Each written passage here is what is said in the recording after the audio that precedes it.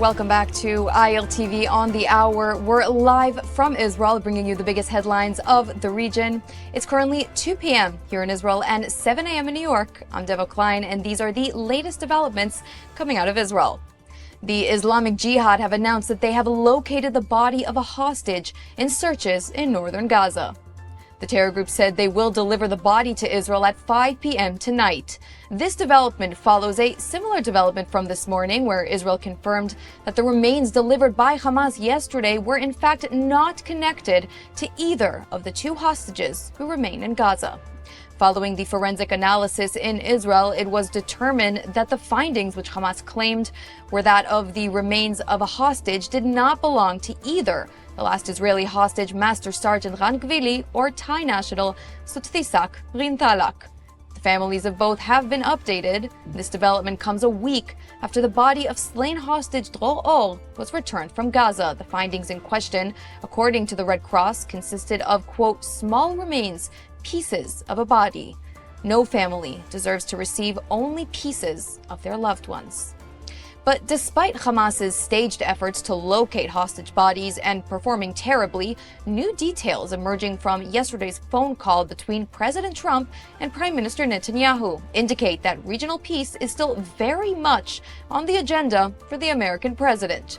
Trump reportedly urged Netanyahu to be a better partner in moving forward on the Gaza agreement. The two discussed the fate of the trapped terrorists in Rafah, but also discussed the developments with Syria. After the phone call, Netanyahu's position has reportedly softened. אנחנו נחושים להגן על היישובים שלנו בגבולותינו, כולל בגבול הצפון, ולמנוע התבססות של טרוריסטים ופעולות עוינות נגדנו, להגן על בעלי בריתנו הדרוזים, ולהבטיח שמדינת ישראל תהיה פתוחה מהתקפה קרקעית ואחרת מהאזורים צמודי הגבול. מה שאנחנו מצפים בסוריה לעשות זה כמובן להקים אזור חיץ מפורז, מדמשק ועד אזור החיץ, וכמובן מבואות החרמון ושיא החרמון. ברוח טובה, בהבנה של העקרונות הללו, אפשר גם להגיע להסכם עם הסורים, אבל אנחנו נעמוד על עקרונותינו בכל מקרה. And the United Nations General Assembly has passed two resolutions calling for Israel to withdraw from the Golan Heights and from Judea and Samaria and East Jerusalem. Resolutions the body has routinely approved for years. The resolution regarding Judea and Samaria passed with 151 countries in favor, 11 against, and 11 abstentions, while the Golan Heights resolution passed with 123 in favor, 7 against, and 41 abstentions. In both votes, Israel and the United States opposed the measures. And joining me now to discuss all of the regional developments is Middle East expert Dan Feferman, chairman at Sharaka and co-editor of Middle East 24. Dan, thanks so much for joining. Thanks for having me. So these UN General Assembly resolutions, they're not legally binding, but let's discuss why representatives of these nations of the world really want Israel to withdraw from the Golan Heights. For Israel, it's crucial to maintain a buffer security zone, demilitarized, as Netanyahu said, strictly for security reasons. But growing up, here in Israel, I always saw the Golan as part of Israel. So why is it considered a controversial area? Why are these resolutions for Israel to withdraw? Right. The world is still hung up on a lot of things that we here in Israel don't accept. And one of those is Israeli control of the Golan Heights, which we can argue in Israeli society if control over Judea and Samaria, as the world calls it, the West Bank, is considered controversial even by Israeli standards, whereas the Golan Heights is considered a consensus. It's a piece of Israel. It was annexed and fully integrated into Israel back in the early 1980s. And yet, I think there's little understanding or little expectation that Israel will actually give up or give back the Golan Heights to Syria. But it has still not been officially recognized by the international community as being part of Israel. What the international community is interested in seeing is something of a de-escalation here. It wants to see stability on the northern border with Israel, with Syria, especially this new Syria that's taken shape. And so it's looking for ways, to de-escalate, to tone down these tensions, and to bring in something of a working relationship, of a stable border between Israel and its neighbors to the north. Right, and that's also the sentiment that we're seeing from Trump, who keeps trying to push for Israel and Syria to normalize ties, or at least attempt to in one capacity or the other. But al-Shara and Netanyahu, the leaders in question, they're conditioning this potential alliance. They are kind of dancing around the idea instead of showing eagerness in the way that Trump is. So, do you believe we will have normalization with Syria in the coming years? And if not, what are the restrictions holding these leaders back? That is a big question. I mean, first of all, we have to take into account here there is zero trust. There's been zero relationships between the two. Syria, until just a few months ago, was an active enemy state, in a key part of the Iran axis. And it's not as if al-Shara, the previous ISIS militant al-Julani, is a trusted figure, a democratic reformer. He was, until very recently, very much a part of al-Qaeda and ISIS in the region. And so from our side, from the Israeli side, Netanyahu has very little trust and little of what to base his trust on. From the Syrian side, it should also be said, we're talking about a regime that, again, is coming in with no love or warm feeling towards the Israeli side. And all they have seen since the fall of Bashar Assad is an Israeli incursion, Israeli taking a hold of the Syrian side of the Golan Heights, and at this point, irregular, but even recently, incursions into Syrian territory. When there were tensions in the Druze area of Soweto, you saw active Israeli military involvement, which the Syrians feel is a violation of their sovereignty as a state. And so down the road, is it possible that Israel and Syria will figure out a workable security relationship? It is very possible. I think there will need to be a lot of continued dialogue, trust building measures. It's important from Israel's point of view that Syria does not fall back into the Iranian orbit, nor does it fall into the Turkish orbit. And we know that the Turks are one of the key backers of this current president, al-Shara.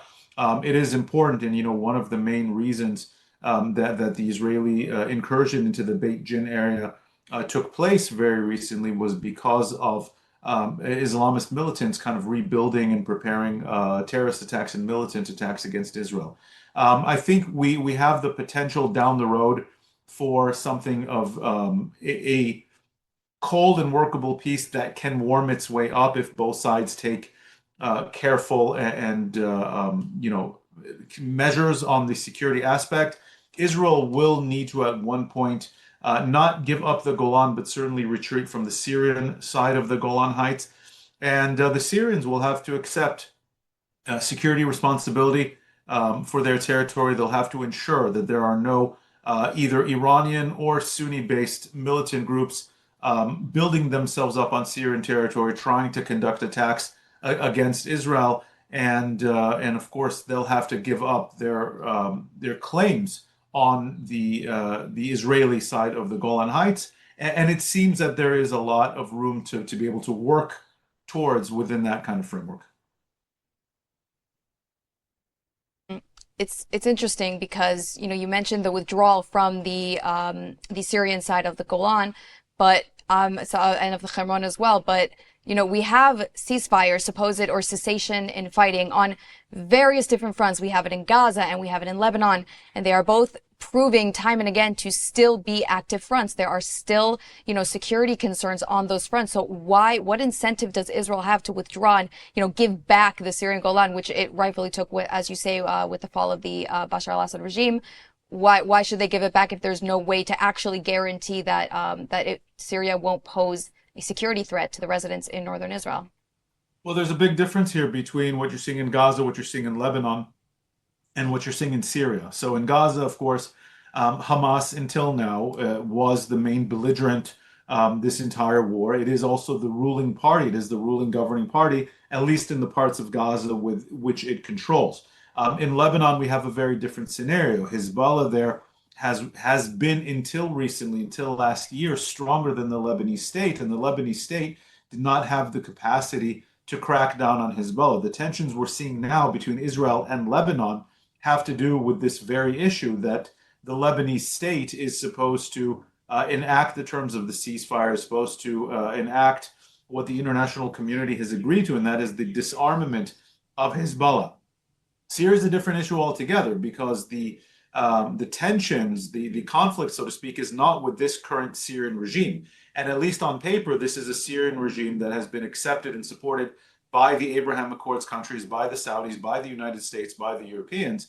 And it is one that is supposed to reinstill security, crackdown on militants and terrorists running around and establishing themselves in their country. And so we have a very different base scenario in Syria versus what we have in Lebanon versus what we have in Gaza. And there is the potential that if the Syrian state does what it says it's supposed to do, then we have the situation we want, in which there is one sovereign which maintains a sense of security, prevents attacks against Israel, prevents radicals, whether Iran-backed or ISIS-backed radicals, from reestablishing themselves. And that's how we reach a place of security. Lebanon's an altogether different case, because there the state needs to be able to assert itself against Hezbollah, who, as I said, until recently, was stronger than the state itself. Mm-hmm. It's a mission that they have still yet to accomplish. But I want to touch a little bit more on Lebanon, because there's a recent development actually where U.S. envoy Morgan Ortagus is headed to Beirut today to push for strict implementation of the ceasefire, between Lebanon and Israel. Is this maybe a sign that we could be on the verge of another war with Hezbollah? I mean, what does this visit mean? Well, I think the actual visit of Ortagus to Lebanon is in an attempt to cool down these rising tensions. What you've had actually since the ceasefire came into place between Israel and Hezbollah is almost a constant state of pinpoint and measured Israeli strikes on Hezbollah installations, as Hezbollah essentially is breaking the ceasefire that it signed under a lot of pressure after being severely weakened, after having its entire leadership essentially wiped out in a matter of weeks by Israeli airstrikes and the famous pager strike. And so Hezbollah, of course, never really agreed to cease the fighting against Israel in the long term. It took a timeout in order to regain itself, to rebuild itself. And what it's been doing since then has been trying to base itself south of the Litani River, something that Israel cannot allow. And the status quo that has been in place for the better part of the last year has been, as long as these strikes by Israel are very pinpoint, they have massively avoided harming any kind of civilian infrastructure or civilian casualties, the region has kind of allowed it to happen with turning its head the other way, because it wants also to see Hezbollah weakened. It is in everyone's interest here, except Hezbollah, except Iran's, that Hezbollah be weakened, defeated, disarmed. That is what the ceasefire calls for. And of course, Hezbollah is going to be, drag its feet en route to being disarmed and removed from political power in Lebanon. I think the Americans are just very much interested in seeing this doesn't escalate it into a full-out confrontation, to a full-out war, and to try to keep it below a certain threshold of violence. So far, thankfully, from Israel's perspective, of course, it's been a one-sided exchange of fire, as Hezbollah has been too weak to really mount any kind of proper retaliation. Absolutely. And, we can't forget about the countless Israelis who either lost their lives in the fighting or lost their homes, and they were evacuated because they've just been destroyed by rocket fire. Now, we are almost out of time, but Dan, before I let you go, I do want to touch on Gaza for a bit, because as I discussed in the report that I gave, the Islamic Jihad have reportedly found the body of a hostage. Now, to me, this is all some sort of performance, and, they're interested in playing these games so that they can stay in control for as long as possible. What's your take on all that? Yeah, there's a lot of very macabre theater that's coming out of Gaza, out of these groups. It needs to be clear to absolutely everyone, these are very cynical groups that have been, since day one, kind of manipulating the return of Israeli bodies, deceased hostages, bodies to Israel, and using it to kind of drag out this process, to keep themselves relevant, to make themselves look as if they are fulfilling their role in the ceasefire that they agreed to, in order to buy themselves time, in order to buy themselves credibility. At the end of the day, their main goal is to stay in power, to stave off the implementation of the next phases of the ceasefire, which happen to say, again, the disarmament of these radical groups in Gaza, the de-radicalization of Gaza. And so this is kind of the last little bits that they have in their arsenal. They were under a considerable amount of pressure from the United States and from the region. And so they've been trying to drag out this process as long as possible. And that's what we're seeing here. It's unfortunate, and we hope to see the return of the two hostages soon. But that is unfortunately all the time that we have today. Dan Feferman, thanks so much for coming on the show and giving us your analysis today. Thanks for having me. UK police are now under fire tonight after admitting they used fabricated evidence to justify banning Maccabi Tel Aviv fans from a match in Birmingham last month. The West Midlands police chief told British lawmakers that the force relied on false reports when recommending the ban for the November 6 game against Aston Villa. The dossier claimed Maccabi fans were involved in violence in Europe, including a 2023 match against West Ham United that never happened. Other allegations, from throwing people into canals to targeting Muslim communities and requiring a 5,000 officer deployment, have been publicly disputed by Dutch authorities. The admission has triggered outrage, with critics saying that Israeli fans were unjustly barred based on misinformation and that the police have risked undermining public trust. Well, the European Broadcasting Authority now faces a similar dilemma: disqualify Israel from an international apolitical event or succumb to pro-Palestinian violence. Tomorrow, the EBU will discuss Israel's participation in the 2026 Eurovision Song Contest, as several countries have threatened to boycott the event should Israel participate. Several countries are threatening to boycott the competition when Israel participates. They include Slovenia, Ireland, Iceland, and many others. But crucially, Spain has also announced they will withdraw if Israel participates. Spain is one of the Eurovision's Big Five and is a major financial backer to the competition.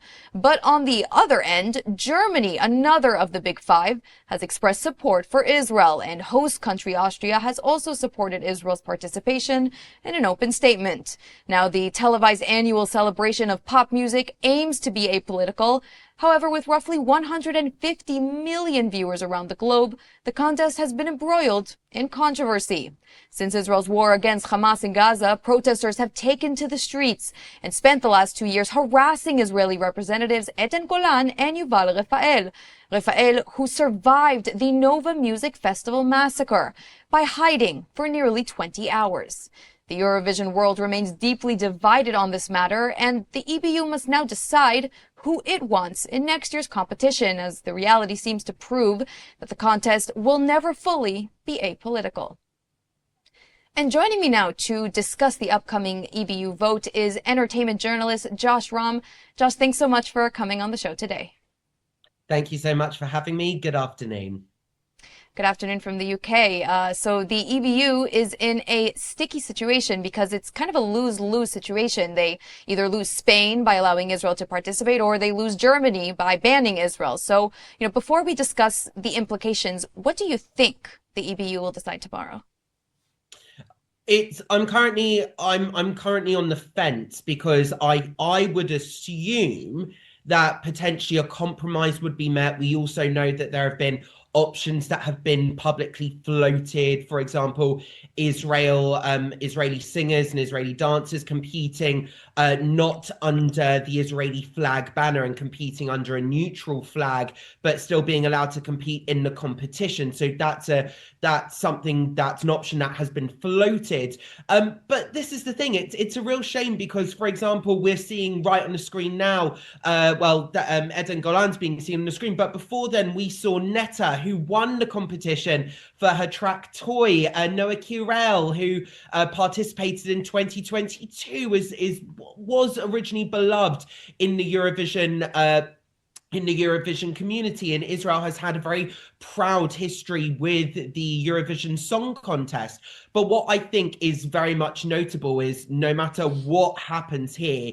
the EBU, the European Broadcasting Union, is in an absolute crisis over this, because we've got potentially the question of two of the Big Five countries participating, and the Big Five essentially fund in whole the Eurovision Song Contest. So even though they're in two separate blocks, as you said at the beginning, Spain is under the block of boycotting the competition if Israel participates, alongside the Netherlands, Slovenia, Iceland, and and Ireland, but Germany and the host country, Austria, of course, in the block of boycotting the contest if Israel's being forced out. So no matter what here, you've got two of the big five basically at odds. So the nature of the funding of the competition could change dramatically on Thursday.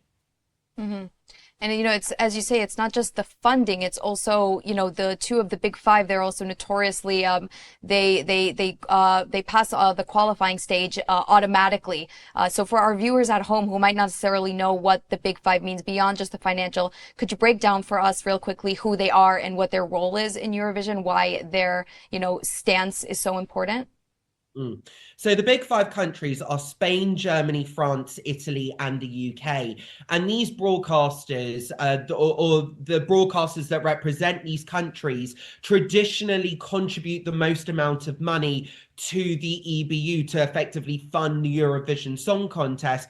And as effectively a perk of that, they then automatically qualify for the grand final. So usually these countries would still perform in the semi-finals, but they would put on showcase performances.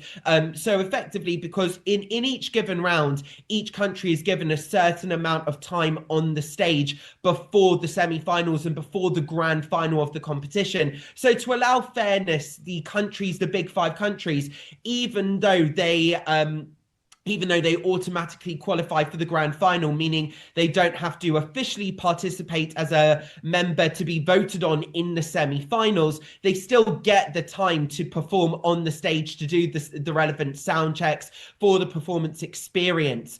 But that's why these big five countries, I'll repeat them again, Spain, Germany, France, Italy, and the UK, essentially, they do contribute the most to the competition. And as a perk, they get put automatically through to the grand final. But that's to also say that their participation is paramount in the running and the continued success of the Eurovision Song Contest, meaning that if one of these countries was to withdraw from the competition would change in a very dramatic way. Absolutely. And, it's interesting that you mentioned also in regards to what we were saying before and in the report that I gave also on the Aston Villa game, there's two factors here, right? There's the countries who are involved in the Eurovision, who are taking stances, but there's also the massive crowds. There's a massive audience for Eurovision. We have a huge viewing right here in Israel for Eurovision every year. And they're also immensely divided on this topic. And no matter what the outcome is, it's very clear that Israel is by and large not welcome in these spaces, both in sports and other competitions like Eurovision. But I want to touch on something because a lot of people are saying, that Russia's ban after starting their war with Ukraine justifies Israel's ban. And while I think that these two are vastly different from each other, do you think that the EBU should have banned Russia when they did? And do you think that it will affect their decision tomorrow? Well, the wars are completely different because, of course, Russia started the war in Ukraine. They launched a full-scale invasion into the country in 2022, whereas with Israel never started the war. That was Hamas that launched the invasion onto Israel on October the 7th. So the dynamics of the wars are completely different.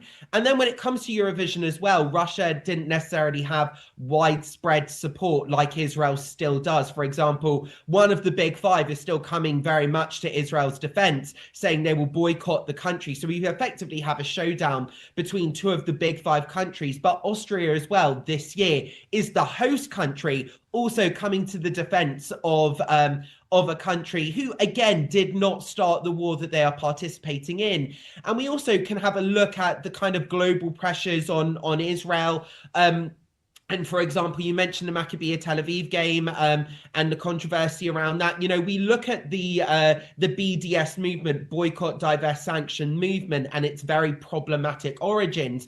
But then we also look at the support that Israel has in the competition and the silent majority that has effectively roared for the last 2 years in the competition, with Israel effectively winning the public vote, plenty of people voting in their countries. Because bearing in mind, you say Israel has has a large audience for Eurovision. Well, yes, that's true, but Israel cannot vote for Israel in the competition, and Israel has been a success in the past few years in the competition, in particular due to the widespread public support of what some might say is the worldwide silent majority around the world voting for Israel. Now, what we also know this year is that the EBU would also, the whole point is actually the EBU is going to be voting on voting instruments in the competition effectively to try and not limit the public vote, but for example, every single member of the public can vote up to 20 times for their favorite country. They want the EBU, there's the motion within the General Assembly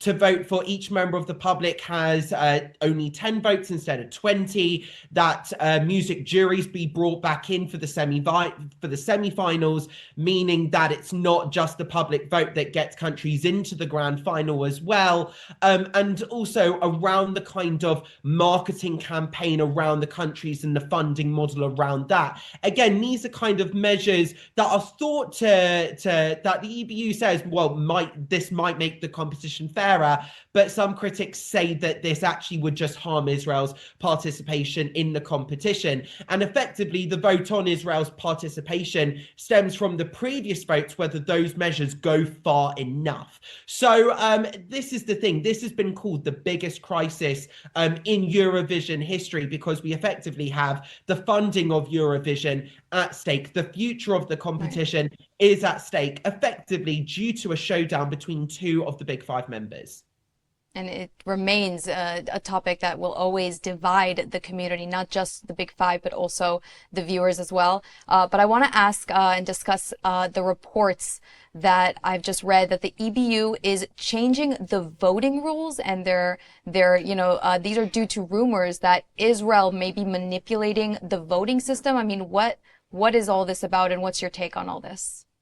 Well, as I said just before, this is all accusations, but effectively every single member of the public can vote for a country up to 20 times. So some countries say, oh, Israel's rigged the vote because they launched a publicity campaign encouraging people in all the different countries to vote for Israel, to vote, especially last year, for Yuval Raphael, that Nova Music Festival massacre survivor. So effectively, this is kind of motions within the General Assembly to kind of try to, what they say, make the voting process fairer by basically limiting publicity campaigns outside of the competition for particular singers, for particular candidates, and also to kind of limit the influence of a public vote, to kind of shift it a little bit more to the jury side of things.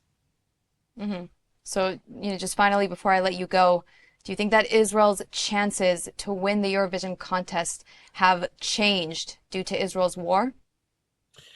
Well, it all depends on the outcomes of these votes, whether these motions go through. I think Israel's war and the kind of, I don't want to say the public humiliation, but with all the pressures of the BDS movement, with all of these pro-Palestinian protesters, actually all this is actually doing is making the silent majority on the opposite side of things come to Israel's defense even more. And it's increased kind of Jewish connection worldwide in the diaspora to Israel. It's increased support from other just unafflicted members of the public to go, well, hang on, what's going on here? Why is Israel being demonized on the world stage just for defending itself? So I think in what we're hearing of very public minorities, these huge protesters, there is also, I think, the voting has proven in Eurovision in particular that there is a silent majority, and the silent majority roars. They need to be shut up sometimes, unfortunately, because they are very loud and they're screaming, and we love our representatives every year, but we are out of time. So Joshua, thank you so much for joining us today. Thank you so much for having me. And just quickly before we end, today is International Disabilities Day. So what better time to support rehab centers and medical facilities in Israel who treat those injured by the war? That's exactly what the Israel Innovation Authority is doing with the new pilot that they just launched to support the rehab centers. And that is a wrap for this edition of ILTV on the Hour. I'm Devo Klein, and thanks so much for watching.